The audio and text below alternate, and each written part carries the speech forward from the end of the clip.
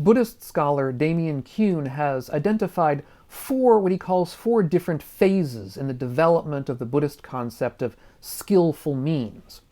So in this video, what I want to do is to go through these four stages, these four phases, particularly with an eye to some ideas from early Buddhism, try to talk about why they're important, how they can be understood, as well as some concerns we might have with them. Now, to begin with, the first of these phases is the phase that we find in early Buddhism itself, where skillful means, so to say, simply referred to the Buddha's ability to teach the Dharma well to diverse audiences. Now, I discussed skillful means in early Buddhism, in particular a lot in my prior video. I'll leave a link to that down below in the notes. I'm not going to go over that again here. So if you want to hear about that first phase, that's kind of what I discussed in the last video. The second phase in the concept of skillful means in Buddhism comes up in most famously, we might say, in the Lotus Sutra, which is a text that began somewhere around the 1st century of the Common Era, maybe the 1st century before the Common Era. And in that text we find a number of different parables and stories, but perhaps again the most famous is the parable of the burning house. In this parable, the Buddha is likened to an old man. I discussed this in my last video. I'll go over it again here a little bit. Who has a house. It's on fire. It's burning. His children are inside. They're not willing to come out when he tells them of the danger because they're too engrossed in playing and they don't see the danger for themselves. So the father decides to entice them out through a kind of a ruse. That is to say, he has outside for them 3 different carts pulled by different animals that they can play with. Now the children are interested in playing, so they run out to find these carts that the father has told them are outside for them. However, there are no such carts. Instead, the father has large chariots pulled by oxen that he substitutes for the carts. The parable here is supposed to reflect the Mahayana interpretation, which is to say that the Buddha, when he initially taught the Dharma, he taught it in terms of 3 different potential ends that we might have. The end of the Arahant, which was one of the carts, the end of the Pacceka Buddha, or lone Buddha, which was again another of the carts, and the end of being the Buddha itself, which is the 3rd cart. But that was all a kind of a ruse. In fact, the Buddha only taught one end, the Mahayana end, the Mahayana path. That is these beautiful chariots that the father substitutes. So when the children exit the burning house, all they find are these chariots substituted for the carts. Now, on hearing this, I think the question naturally arises about deception, about lying. And if we go back to early Buddhism, we may recall one famous statement that the Buddha said about the liar. He said that there is no bad deed they would not do. However, the Lotus Sutra asserts quite strongly, quite emphatically, that there was no deception involved by the old man. It says because the children were saved from the burning house by skillful means. In other words, since the children were saved, there was no deception involved. Now, I think I don't need to say that this is not a very strong argument. The question is not, is there deception? Because it's pretty clear from the story, indeed it's eminently clear from the story that there was deception. The question, I think, really is that, or was that deception justified? Having said that, I think it's important for us to step back here and look at the bigger picture. Is it the case that everything that the Buddha said was absolutely correct and had to be taken literally truly? Well, the answer seems to be no. And this is something that I discussed in an earlier video on the 2 truths in early Buddhism. That is to say, there are a few anyway, passages in the early Buddhist texts that talk about a distinction between some passages that should be taken literally and others that require further interpretation. In particular, passages where the Buddha refers to people, to individuals, to persons, perhaps where he uses terms like you and I and names. All of these are not to be taken literally, that is to say that there is a real self, a real soul behind that person, but rather that it is something that requires, as it were, further interpretation. Such words, the Buddha says, are the world's common usages, terms, means of communication, and descriptions, which the Tathagata, that is the Buddha, uses to communicate without getting stuck on them. In other words, sentences using such terms in them are perhaps not strictly true, but manners of speaking that shouldn't be misunderstood. They're not strictly lies, but they're perhaps not the whole truth. They're ways of speaking that might mislead someone who didn't really understand the underlying truth of the matter. Again, such sentences as these don't tell perhaps the whole truth. And insofar as we understand non-self to apply to all conditioned things, all things that we experience, to an extent all of our language is infected by the same concern. When we say something, that thing has already changed, perhaps, and is no longer quite fit by our description. There's a sense in which all language, therefore, is infected by the same problem of being not entirely accurate. Such concerns as these threaten to make all speech into a kind of deception, to claim that all of our language is, in a sense, deceiving in one way or another, because again, all things are changing and there are no true selves out there. There are no true essences to anything that we're speaking about. This indeed is one of the features of language that's brought up a lot in the Mahayana, this claim that language itself is inherently deceptive. Now, there are indeed logical problems involved in even formulating the claim that all language is deceptive, because even that claim then has to be deceptive, and we get into a kind of a recursion here that Nagarjuna, I think, was aware of. But in any event, that aside, we can begin to see the problems here. On the other hand, we may be concerned that we're being gaslighted in a sense. Clearly this was a deception. Don't gaslight us by talking about the inherent deceptiveness of all of language. But leaving aside the questions of language and deception in general, perhaps what really matters is kindness and compassion. That it's really our motivation. Is our motivation one of kindness and compassion? And if it is, then it doesn't really matter. Then that's the most important thing and really the only important thing. With that in mind, coming back to this Buddhist claim, the Buddhist claim that there's no evil that a liar might not do, let's consider the question of the Nazi who comes and knocks on our door. We have somebody hidden in the basement who is perhaps escaping persecution by the Nazis. The Nazi knocks on our door and asks us if we're hiding anybody, if there's anybody else in the house now. Of course, we could be absolutely truthful and say, yes, there's somebody else in the house, then presumably they're going to lose their lives. Is that really the most compassionate, the most kind thing to do in this case? Some indeed may say that the precept, the principle of truthfulness requires us always to be honest. On the other hand, we may think to ourselves, consider that the real point of the precepts is to uphold kindness and compassion and not to simply blindly follow a bunch of statements and precepts just for the sake of following them. This indeed gets at the problem of ethical dilemmas, which are not discussed in any detail in early Buddhism, but are discussed in much contemporary philosophy and ethics. The dilemma between, let's say, being truthful and saving a life.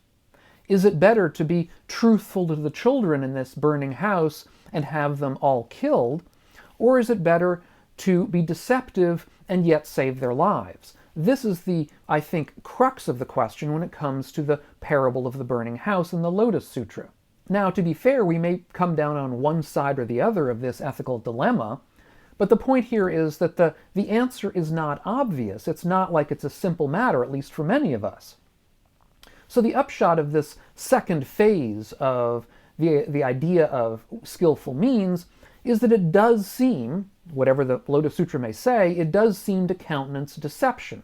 However, under the circumstance that deception is motivated by an honest kindness and compassion towards others that, as it were, trumps or is more important than the ethical point of being truthful.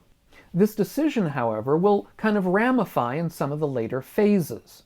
Damien Keown finds the third phase in the development of this concept of skillful means in Buddhism expressed in the Vimalakirti Sutra. In this sutra, Vimalakirti is a person with a very high level of practiced realization. He's virtually on the level of a Buddha.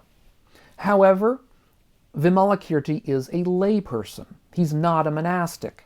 He lives a lay life. So in this phase, skillful means is about more than simply how we hold to doctrine, more than about whether we are absolutely truthful or whether we are somewhat deceptive and what those might mean, but rather skillful means is about how we live our entire lives. Here it's said that Vimalakirti is somebody who lives by skillful means. In this text, Vimalakirti is sort of described as almost an everyman. A man with a wife and children, a businessman, a landlord, a warrior, an aristocrat, an official. In other words, with all the different range of possible jobs and abilities that one would have as a Buddhist in that time in India, let's say. And it's said that he spent time going to the racetrack, the casino, that he taught people in the royal harems, that he ate very well. He went to good restaurants, good meals, that he went to sports games. All of these are things that monastics are not supposed to do. And so the idea here is that one can live a skillful life, a full life, even without being a monastic. And to that extent, Damien Keown says that this idea of the Bodhisattva, in this case, who lives by skillful means, this skillful means takes him into ethical gray areas. It's not simply about something that you say or profess or believe, but about the way you live your life. That you can live a skillful life that is actually an ordinary life, simply by doing it in a pure way.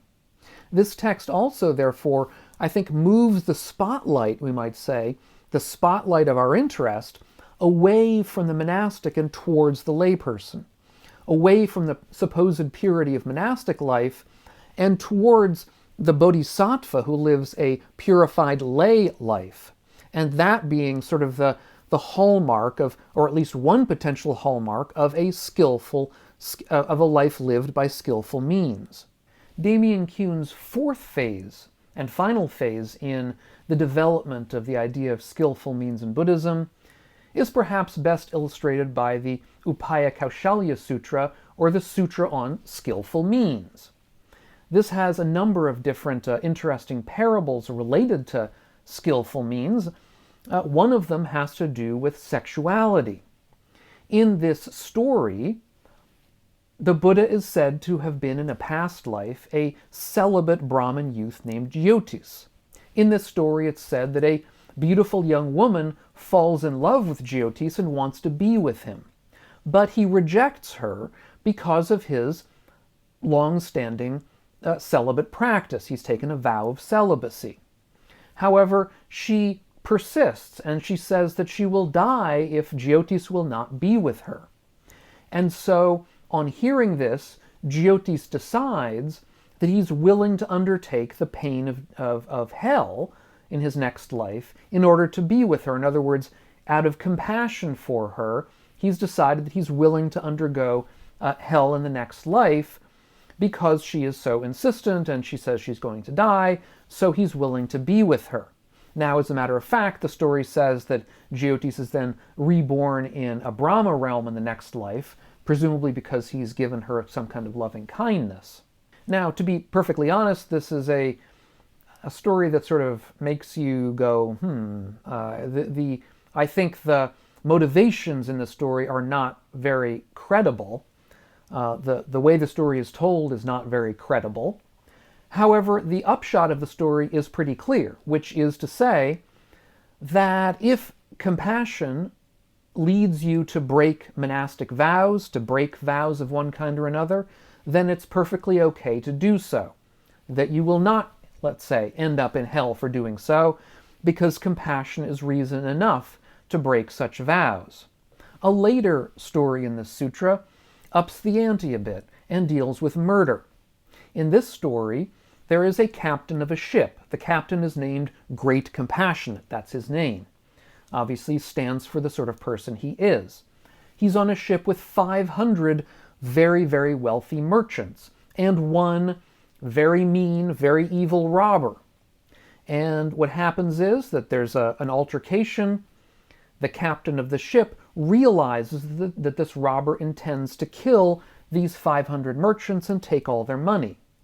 And further, he realizes that the only way that he's going to be able to stop this robber from his plan is to kill him. Once again, the person involved, this time being the captain of the ship, decides that he's willing to take on the pains of hell in the next life in order to stop this robber from killing these 500 people. And so it says, accordingly, the captain, Great Compassionate, protected those 500 merchants and protected that person from going to the great hells by deliberately stabbing and slaying that person who was a robber with a spear with great compassion and skill in means. So that is, this captain, out of skillful means or skill in means, commits murder. He kills this robber, this evil person. So where does that leave us? Well, Damien Keown notes that this is another example where the idea of compassion, the captain is called Great Compassion, the idea of compassion leads us to breaking our monastic vows. In particular, we might say the most important monastic vow, that of not killing. So we have here a number of different breakings of different kinds of vows or precepts. Not to be deceptive or lie, not to commit some kinds of sexual misconduct or having sex after taking a vow of celibacy, and here not killing another human. And indeed, the scholar Paul Williams has noted that stories like these have provided the basis for Mahayana Buddhist participation in violence. So where does this leave us? Well, I think what we see in Damien Keown's 4 phases of the concept of skillful means in Buddhism is a kind of a slippery slope, if you like, beginning from deception, leading towards living different kinds of lifestyles, leading towards breaking different kinds of vows, even up to murder itself. Now, from one point of view, this does seem to countenance the Buddha's statement that I talked about earlier, that for somebody who lies, there's no bad deed they wouldn't do. On the other hand, was it wrong for this captain to kill this robber and thereby save 500 lives in the offing? Was it wrong for Jyotis to decide to sleep with somebody who was interested in him? What harm is there in that? Was it wrong for the old man to dissemble somewhat to his children in order to save their lives? These are the points that I think we have to come to terms with these kinds of Mahayana examples of skillful means. Are they examples of bad deeds? Or instead are they examples of kind of breathing a sort of fresh air into some stale, potentially fundamentalist kind of principles that are not important on their own, but rather only gain importance if we undertake them kindly and compassionately, and in that case, maybe we have to break them in some circumstances. Now, there are other concerns we may have with the concept of skillful means, some other things that may come up, and I want to discuss that in another video, which I will leave up here on the screen when it's finished, when it's ready for you. Thanks so much. If you're getting something out of these videos of mine, consider taking a look at my Patreon page, which is linked up here on the screen and down below in the notes. and see if you want to help support the channel. Thanks so much, and we'll catch you on the next video. And meanwhile, all of you, be well.